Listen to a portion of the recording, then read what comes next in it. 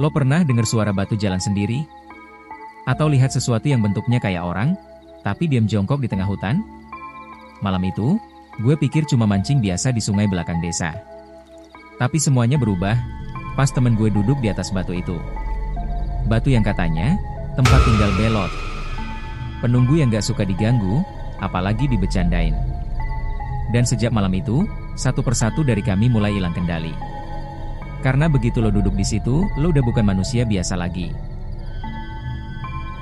Gue masih inget banget malam itu, malam yang awalnya cuma niat buat iseng mancing, tapi malah berubah jadi malam paling gak bisa gue lupain seumur hidup. Saat itu langit cerah, angin berhembus pelan, dan suara jangkrik rame banget di sekitar rumah Reza. Gue lagi nginep di rumahnya, karena katanya di belakang desanya ada sungai yang airnya jernih banget dan ikannya banyak. Katanya sih tempat favorit warga buat mancing, apalagi kalau malam. Tapi ya kayak biasa, tiap tempat yang kelihatannya adem dan damai, pasti ada aja ceritanya. Dan sungai itu juga nggak lepas dari cerita-cerita mistis. Katanya angker. Tapi gue orangnya gak gampang percaya begituan. Sampai malam itu, pas kami lagi siap-siap, Reza bawa kail, gue bawa senter sama kopi sachet. Kami keluar pelan-pelan biar gak ganggu orang rumah yang udah pada tidur. Nah, pas gue udah mau buka pintu, tiba-tiba neneknya Reza keluar dari dapur. Badannya bungkuk, pakai daster, dan cuma ngelirik kami dengan mata sayu. Tapi jangan mancing deket batu jongkok ya, Di, katanya pelan, tapi nadanya serius. Tangannya nunjuk keluar jendela, ke arah hutan kecil di belakang rumah. Gue refleks balik nanya, batu jongkok apaan, Nek? Itu loh, batu besar mirip orang jongkok. Di situ tempatnya Belot. Gue langsung ketawa. Belot? Hantu batu? Waduh, makin kreatif aja nih mitos kampung. Tapi neneknya gak senyum sama sekali. Matanya tetap tajam ngeliat gue. Jangan main-main, Nak. Batu itu bukan buat duduk. Udah ada yang hilang gara-gara itu. Reza langsung narik tangan gue. Udah, Di, yuk jalan. Jangan didengerin, nenek emang suka lebay kalau soal cerita kampung. Gue ngangguk aja, meskipun dalam hati sedikit gak enak. Tapi rasa penasaran dan niat mancing udah terlalu besar. Kami berdua jalan kaki sekitar 15 menit, ngelewatin kebun, sawah, lalu masuk ke jalan setapak kecil yang langsung menuju sungai. Tempatnya sepi banget. Cuma suara aliran sungai, jangkrik, sama kadang-kadang suara burung malam yang bikin bulu kuduk berdiri, sampai akhirnya kami nyampe di pinggir sungai. Reza langsung turun ke batu besar buat duduk, sementara gue milih cari tempat yang datar buat naruh barang. Tapi mata gue sempat ngelirik ke sisi seberang sungai, dan di sana, gue lihat sesuatu. Sebuah batu besar. Tapi anehnya bentuknya nggak biasa. Nggak bulat.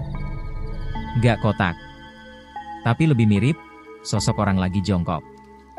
Diam. Kaku. Gue langsung inget kata-kata nenek tadi. Batu jongkok, tempatnya Belot. Reza yang lagi nyiapin kail langsung teriak dari sisi lain. Di, itu kali ya batunya. Wah beneran kayak orang jongkok ya? Hahaha. Gue langsung nyaut. Wah, jangan bercanda lo, Reza. Nenek lo tadi ngomong serius lo. Tapi dia malah duduk di atas batu yang dekat ke arah sana. Gue masih berdiri sambil pegang senter, dan dalam hati mulai muncul rasa gak enak. Udara di sekitar kami tiba-tiba dingin. Lebih dingin dari sebelumnya. Dan jangkrik yang tadi rame, sekarang hilang. Sunyi. Gue negesin cahaya senter ke arah batu tadi. Dan benar aja. Entah gue ngelihat benar atau enggak, tapi gue merasa, kayak ada mata, nyala merah, dari balik batu itu. Mata yang gak harusnya ada. Dan malam itu, semuanya berubah. Kami nyampe di sungai sekitar jam 10 malam. Udara dingin mulai nyengat, tapi suara air yang ngalir pelan dari sungai cukup nenangin. Cahaya senter kami cuma nyorot sebatas rumput-rumput liar dan beberapa batu besar di pinggir air. Gak ada orang lain di situ, cuma kami berdua. Rasanya hening banget, dan jujur aja, makin lama makin kerasa aneh. Gue duduk di pinggir kanan sungai, naruh peralatan mancing dan buka termos kopi yang gue bawa dari rumah. Reza, kayak biasa, malah jalan ke arah yang berlawanan, ke sisi yang agak ketutupan semak-semak. Di sanalah batu itu, gede, bentuknya aneh, kayak manusia yang lagi jongkok tapi terbuat dari batu. Bahkan dari jauh aja, bentuknya udah bikin merinding. Di, ini kali ya batu jongkok yang dimaksud nenek gua tadi? Kata Reza sambil nyenterin ke arah batu itu. Coba kalau gua duduk di sini, beneran ada belot gak ya? Lanjutnya sambil ketawa. Gue langsung berdiri, senter gue arahkan ke arahnya. Why, jangan bercanda, Reza. Serius deh, tempat gituan jangan diusik. Tapi dia malah duduk di atas batu itu. Dan dari cara dia nyengir, jelas dia ngerasa itu lucu. Padahal perasaan gue mulai gak enak. Bulu kuduk gue berdiri semua. Ada hawa dingin aneh yang tiba-tiba nyelimutin sekitar kami. Kayak angin berhenti, dan waktu juga ikut diam. Yang tadinya suara jangkrik rame, sekarang sunyi, kayak ada tombol mute dipencet. Gue mulai panik, jantung gue berdetak lebih kenceng.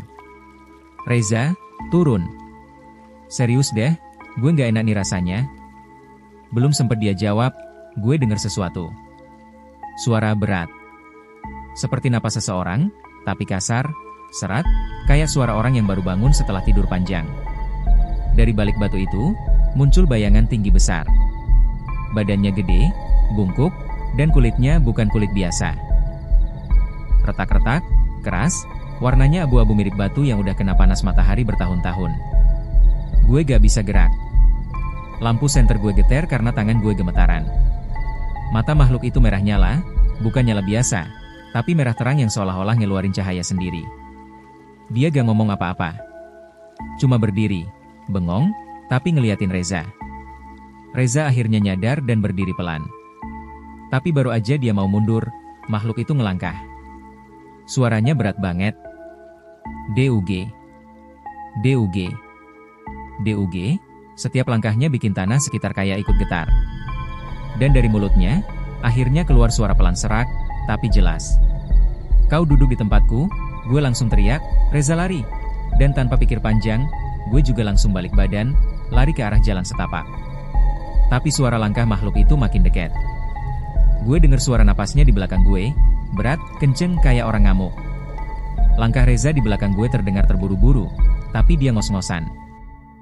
Kami gak berani noleh ke belakang. Yang ada di pikiran gue cuma satu, keluar dari situ secepat mungkin. Karena kalau belot sampai berhasil ngejar kami, gue yakin kami gak akan bisa pulang hidup-hidup. Reza langsung jatuh dari batu itu. Suaranya keras, nyaris kayak orang dijatuhin dari ketinggian. Gue yang masih panik langsung refleks nyamperin. Tapi belum sempat gue tarik tangannya, suara langkah berat mulai terdengar lagi. DEG. DEG. DEG, makin lama makin dekat. Bukan kayak langkah orang biasa. Itu lebih berat, lebih padat.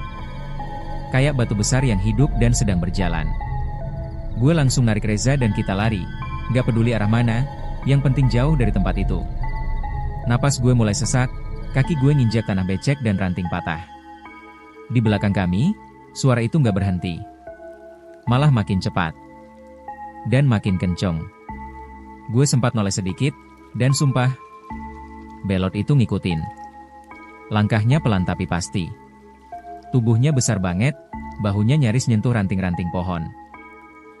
Badannya abu-abu retak kayak batu tua yang pecah, dan yang paling bikin gue ngeri matanya. Masih merah nyala kayak bara api. Kami akhirnya nemu semak lebat dan langsung nyelonong masuk, berharap bisa sembunyi. Gue pegangin Reza yang masih lemes, napasnya ngos-ngosan. Kami diam, cuma suara detak jantung kami yang terdengar. Gue ngintip sedikit dari sela daun dan waktu itu, gue ngeliat sesuatu yang bikin jantung gue hampir berhenti. Belot berdiri gak jauh dari semak kami. Dia diam, nunduk, kayak lagi nyari. Terus pelan-pelan, kepalanya muter. Beneran muter. 180 derajat. Suara tulang patah pelan-pelan terdengar, krek, krek, krek. Dan matanya langsung ngarah ke semak tempat kami ngumpet. Dia senyum. Senyumnya itu, bukan senyum biasa. Bukan senyum yang ramah. Tapi senyum yang dingin. Jahat. Senyum yang bikin lo ngerasa pengen muntah. Lo tahu nggak sih, ada orang yang senyum tapi matanya kosong? Nah, ini lebih dari itu. Matanya nyala, tapi penuh kemarahan. Bibirnya retak-retak, mulutnya kering, dan senyumnya perlahan makin lebar. Gue hampir mau teriak, tapi tangan Reza langsung nutup mulut gue. Badannya gemeteran. Tangannya dingin banget. Belot mulai ngomong. Suaranya berat. Serak. Tapi jelas. Kalian sudah ganggu tempat tidurku, sekarang gantian. Pelan-pelan, dia jalan mendekat. Tanah di bawahnya retak tiap kali dia melangkah. Semak-semak di sekitar kami ikut bergetar. Gue bisa ngerasain getaran dari bawah tanah, kayak bumi ikut takut. Reza mulai nangis pelan. Matanya melotot ke gue, minta tolong, tapi gue juga gak bisa ngapa-ngapain. Badan gue kaku. Pikiran gue kosong. Gue cuma bisa berdoa dalam hati, berharap apapun itu gak nemuin kami, tapi langkahnya makin dekat. Gue bisa ngelihat bayangan tubuhnya mulai nutupin cahaya bulan dari sela dedaunan. Udah segede itu. Udah sedekat itu, tiba-tiba, ada suara dari arah hutan, kayak ranting patah, dan Belot langsung nengok. Dia berhenti. Senyumnya hilang. Matanya masih merah. Tapi sekarang kelihatan marah. Dia ngelangkah menjauh, perlahan, terus menghilang ke dalam gelapnya hutan. Kami gak langsung gerak. Masih diam. Masih gemeteran. Butuh waktu lama sebelum akhirnya kami bisa lari lagi ke arah rumah. Tapi sejak malam itu, semuanya berubah. Reza gak pernah sama lagi. Dan gue tahu kami gak sepenuhnya selamat. Karena sesuatu masih ngikutin kami. Kami sampai rumah Reza hampir setengah mati. Nafas masih ngos-ngosan, badan kotor penuh lumpur, dan kaki serasa gak nempel di bumi. Reza langsung jatuh tersungkur begitu masuk pekarangan. Neneknya yang ngelihat kami langsung histeris, buru-buru manggil tetangga dan nyuruh bawa Reza masuk ke dalam rumah. Gue duduk lemas di teras, tangan masih gemetar, dan senter gue jatuh entah kemana tadi waktu lari. Malam itu Reza gak sadar sama sekali. Badannya dingin, keringat dingin keluar terus, dan bibirnya komat kamit tapi gak jelas ngomong apa. Mata kadang kebuka sendiri, tapi cuma ngelotot kosong, gak fokus. Neneknya udah panik, dan langsung manggil dukun kampung yang tinggal di ujung desa. Namanya Mbah Surip. Orangnya tua, rambut putih semua, dan jalan dibantu tongkat. Tapi aura beliau beda. Begitu dateng dan ngeliat Reza, beliau langsung diam beberapa detik. Lalu beliau cuma bilang pelan, kalian ganggu tempat tidur yang seharusnya nggak kalian dekati. Dari situ gue mulai ngerti, kalau kejadian tadi malam bukan hal sepele. Mbah Surip minta air dari 7 mata air yang berbeda, bunga 7 rupa, dan seikat rumput ilalang buat ritual pembersihan. Katanya, Belot itu bukan makhluk biasa. Dulu dia manusia. Seorang laki-laki serakah yang haus kekayaan. Dia melakukan pesugihan dengan tumbal manusia, sampai akhirnya warga desa nangkep dia dan ngubur hidup-hidup di tepi sungai. Tapi arwahnya nggak pernah tenang. Dia dikutuk, tubuhnya jadi batu, hatinya jadi keras, dan jiwanya terikat di situ. Setiap malam, terutama malam-malam ganjil, dia bangkit kalau ada yang duduk di atas batunya. Buat dia, itu penghinaan. Tempat dia beristirahat, diganggu. Dan siapapun yang nekat, akan ketempelan. Diikuti. Sampai akhirnya gantiin dia. Waktu Mbah Surip ngomong begitu, gue langsung ngerasa sesak. Dingin. Dan gue baru sadar, sejak tadi malam, pundak kiri gue berat banget. Tapi gue tahan, karena gue tahu, bukan cuma Reza yang jadi sasaran. Hari-hari setelah kejadian itu, Reza berubah total. Dia jadi pendiam. Gak suka keluar kamar. Setiap malam gue denger dia ngomong sendiri, seolah ngobrol sama seseorang. Tapi waktu gue dengerin, yang keluar malah suara berat, bukan suara Reza. Suara yang mirip banget sama yang gue denger waktu Belot muncul dari balik batu. Malam-malam Reza kadang buka pintu sendiri, keluar tanpa alas kaki, jalan pelan ke arah belakang rumah, sampai suatu malam gue bangun dan ngeliat dia berdiri di depan sumur. Diam. Tatapannya kosong ke arah gelap. Gue tarik dia balik masuk, dan dia cuma bilang satu kalimat. Dia manggil. Gue makin takut. Karena Reza bukan lagi Reza yang gue kenal. Mbah Surip bilang, kalau dalam 7 hari setelah ketempelan gak dibersihkan secara total, maka arwah itu akan nempel selamanya. Dan malam ke-7 makin dekat. Gue gak tahu harus gimana. Yang jelas, setiap malam gue gak bisa tidur. Di pojok ruangan, gue ngerasa ada yang ngawasin. Di kaca jendela, kadang ada bayangan berdiri, jongkok, dengan mata merah nyala, ngeliatin gue sambil senyum lebar. Dan yang paling bikin gue ngeri, kadang, Suara langkah berat itu terdengar dari dalam rumah. 3 bulan setelah malam terkutuk itu, hidup gue berubah total.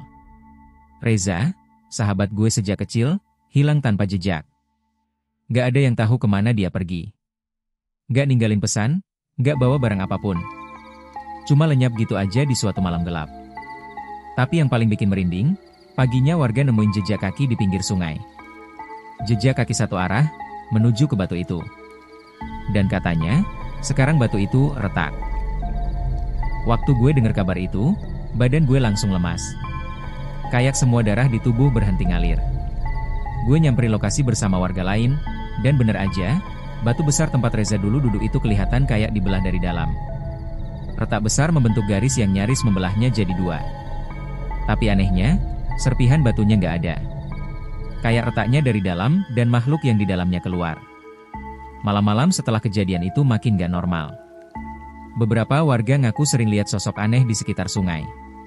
Kadang berdiri di air, kadang jongkok di atas batu, dan kadang cuma matanya aja yang kelihatan dari semak-semak.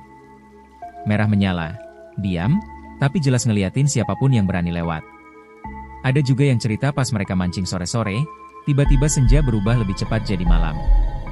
Waktu mereka nengok ke arah batu itu, ada bayangan duduk membelakangi mereka. Tapi waktu dipanggil, bayangan itu langsung noleh, dan yang paling mengerikan, katanya sekarang bukan cuma di sungai. Beberapa orang ngaku pernah lihat bayangan serupa duduk di atas batu-batu lain di seluruh desa. Di pemakaman, di sawah, bahkan ada yang lihat di halaman belakang rumahnya sendiri. Mereka bilang, setiap kali seseorang terhubung sama Belot, jejaknya nggak cuma di satu tempat, tapi nyebar. Seolah Belot udah nggak terikat lagi. Dia bebas. Gue sendiri sekarang tinggal di kota. Gak pernah berani balik ke desa itu. Tapi kadang, saat hujan turun deras dan suara air ngalir di got besar bikin gema aneh, gue ngerasa kayak balik ke malam itu. Malam di mana Reza duduk di atas batu itu. Malam di mana mata merah itu ngeliatin kami dari balik kegelapan. Dan entah kenapa, perasaan itu makin kuat tiap malam Jumat Kliwon. Seolah ada sesuatu yang ngikut, lo mungkin ngerasa ini cuma cerita karangan. Mungkin lo dengerin sambil santai, sambil makan atau rebahan. Tapi gue serius, ini nyata.